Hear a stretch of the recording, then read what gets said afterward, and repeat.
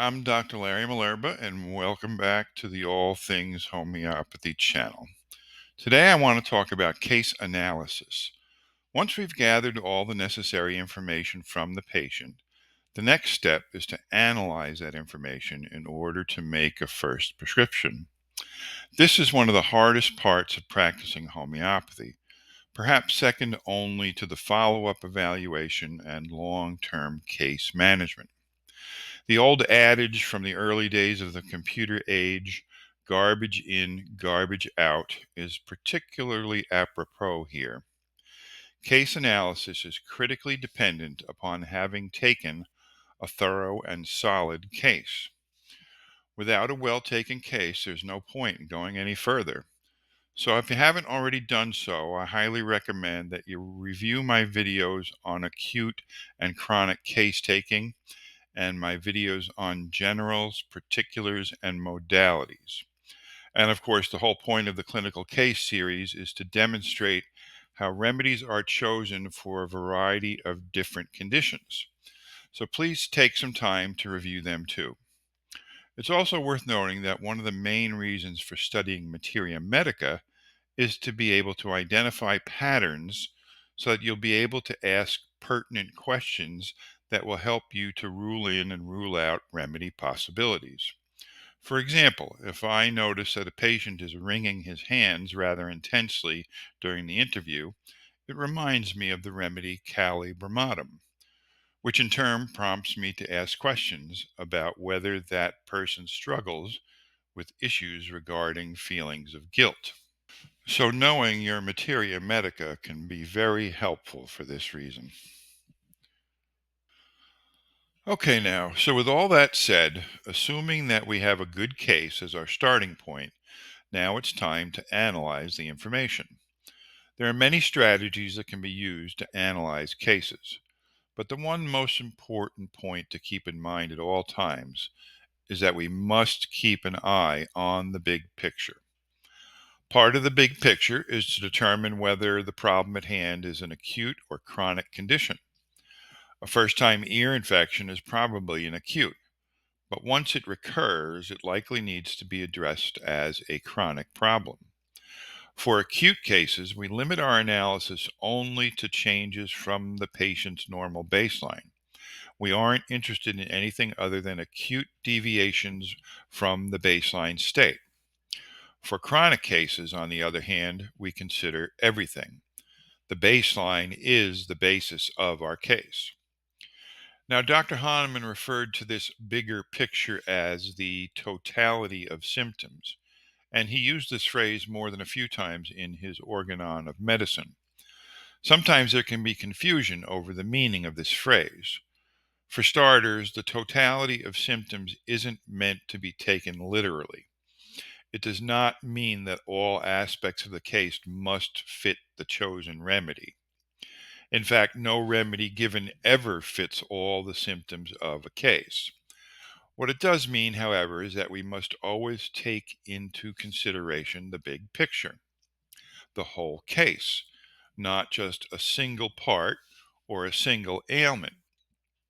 The moment we think that it's okay to give belladonna for a fever, for example, or allium ceep for a cold, without first assessing the broader circumstances of the patient and his or her overall health, that's the moment when we have regressed into our conditioned beliefs taught to us by allopathic color by number medicine.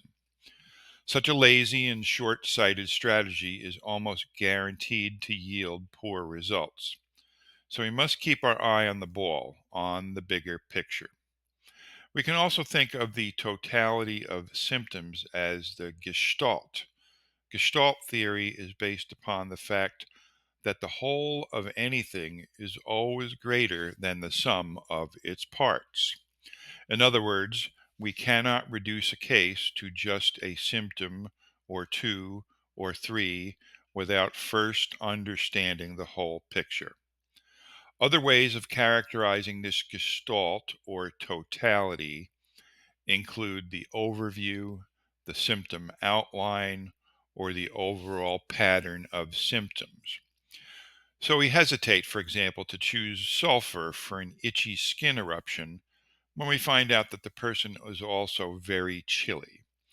Or we hesitate when the person is itchy and hot blooded but dislikes spicy foods. Or we hesitate when the person is itchy, hot blooded, and loves spicy foods, but we discover that he has a striking fear of fire. In each case, certain symptoms make us think of sulfur, but something about the bigger picture makes us reconsider that idea.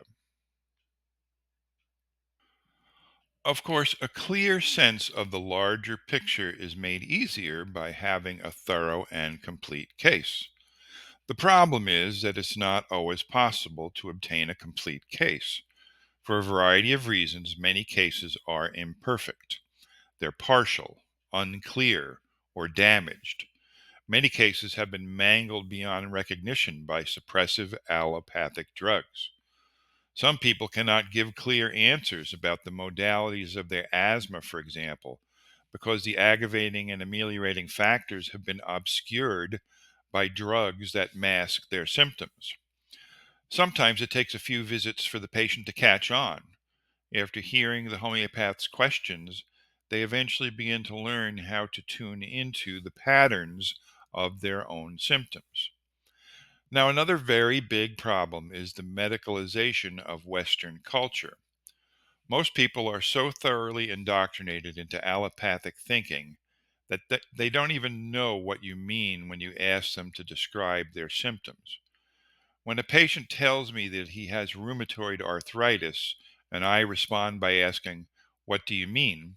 he may look at me as if to say, "You're a doctor, you should know what RA is."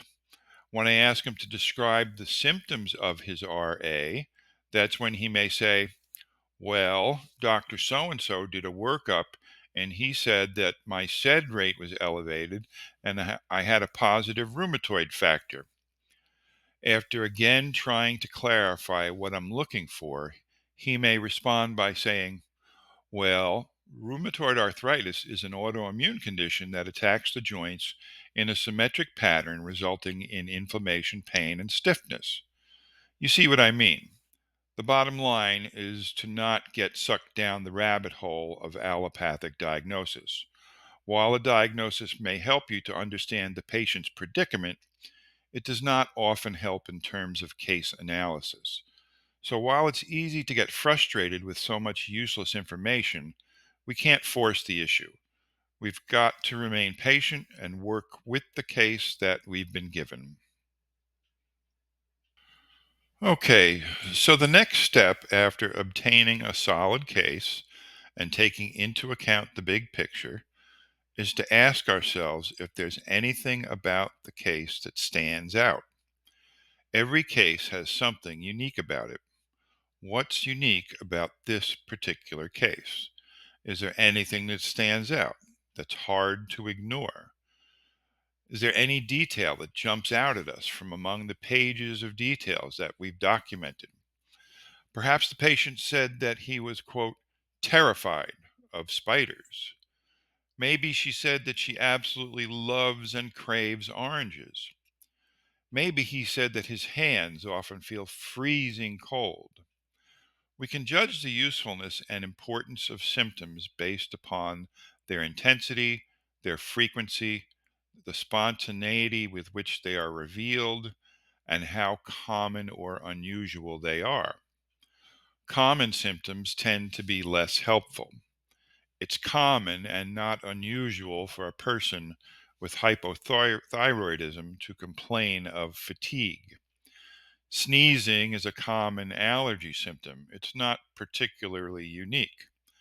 But when a person says that his sneezing attacks occur only in the morning in bed, that's a pretty interesting clue. And when he says that it happens most mornings, that makes it even more interesting.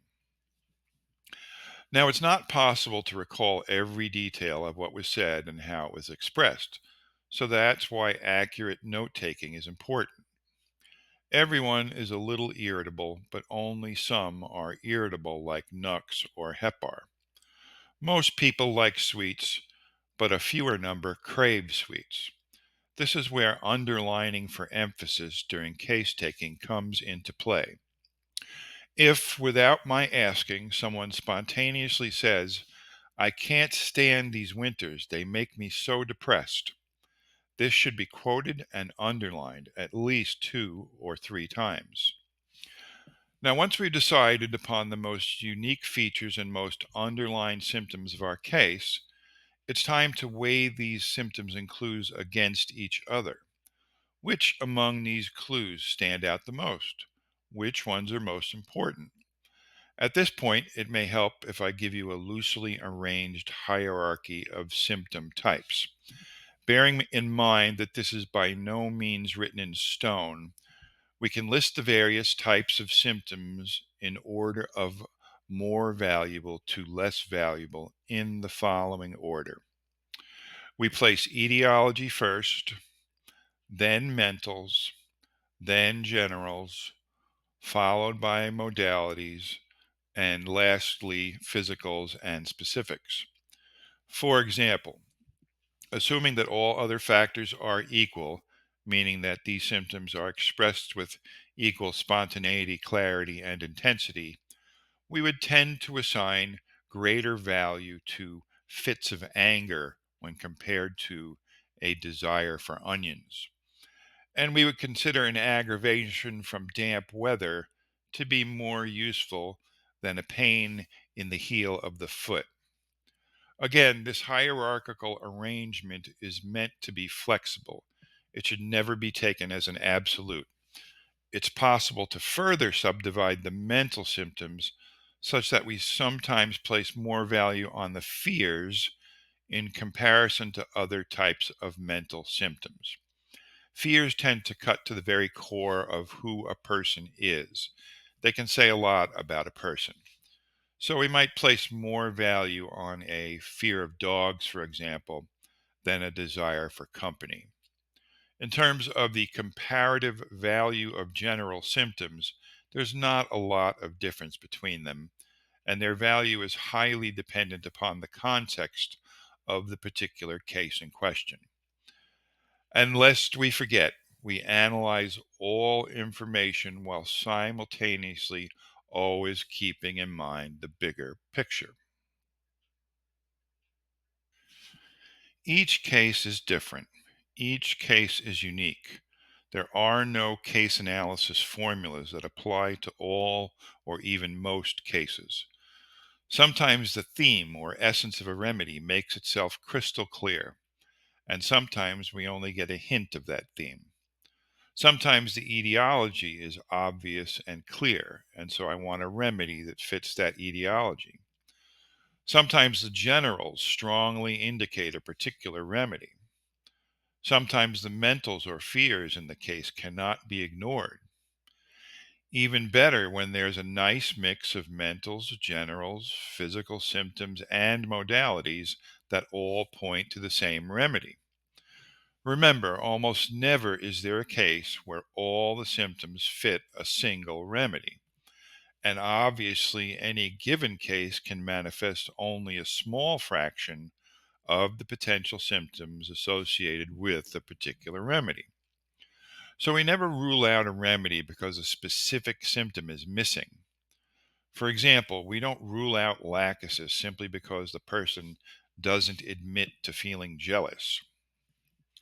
So we build our case on clues from these different categories: etiology, mentals, generals, modalities, specifics, and our observations of the patient. The proverbial 3 legged stool should be the bare minimum in terms of our basis for prescribing a remedy. Although it's always best to have more, we want a minimum of 3 solid, reliable symptoms in order to justify any prescription. It's possible to use 2 clues or a single etiology in a pinch or in emergency situations, but that kind of prescribing is very unlikely to produce positive results. To give sulfur simply because someone is itchy is a big mistake. To give sulfur because someone is itchy and warm blooded is still likely to yield a poor outcome. Itchiness, warm bloodedness, and argumentativeness is an acceptable three legged stool to base a prescription of sulfur on. But again, it's still the bare minimum and it will yield only hit or miss results. Itchiness, warm bloodedness, argumentativeness, and diarrhea that is worse in the morning makes a decent case for sulfur. And itchiness, warm bloodedness, argumentativeness, diarrhea that's worse in the morning, and a fear of heights forms a solid foundation for choosing sulfur. Note that this solid foundation is comprised of two mental symptoms, a general clue, and two physical symptoms, one of which is accompanied by a modality. So here we have a diverse array of clues that nicely represent the different categories of symptoms. Of course, the more symptoms in a case that fit a given remedy, the better. Okay, now a lot of chronic cases have to be treated in layers. The most recent layer of a case is usually the most obvious layer, with older layers tending to make themselves clearer as we work our way backwards in time, peeling our way through the layers of the onion in a direction similar to Herring's direction of cure. This is another rule of thumb that shouldn't be taken too literally. Reality dictates that we must address the layer that first presents to us, the one that demands our attention at that moment. So, if the pain from an old tailbone injury suddenly resurfaces, then that's the piece of the puzzle that needs to be dealt with first. This is why it's imperative to construct a timeline of significant events and turning points in the health history of the patient. It allows us to visualize the progression of illness over time. It also serves as a guide that allows us to successfully navigate the layers of the case. A sample timeline might look something like this. First, eczema as a child, then vaccinations, followed by multiple ear infections, then asthma, then the parent's divorce, mononucleosis in high school, a concussion in college, followed by headaches, then prednisone for a bee sting, and most recently, joint pains. It isn't always possible to obtain a crystal clear outline, but it's useful to sketch one out as best as we can, given the information available to us.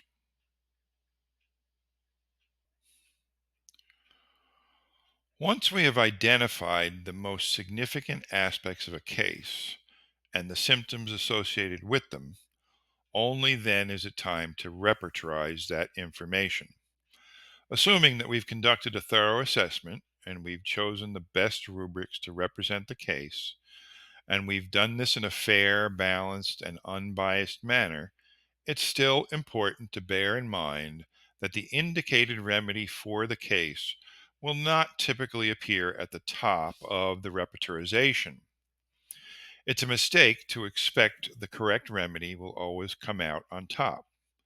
The purpose of repertorization is to give you a range of potential remedy choices that must then be studied and compared before a final decision can be made.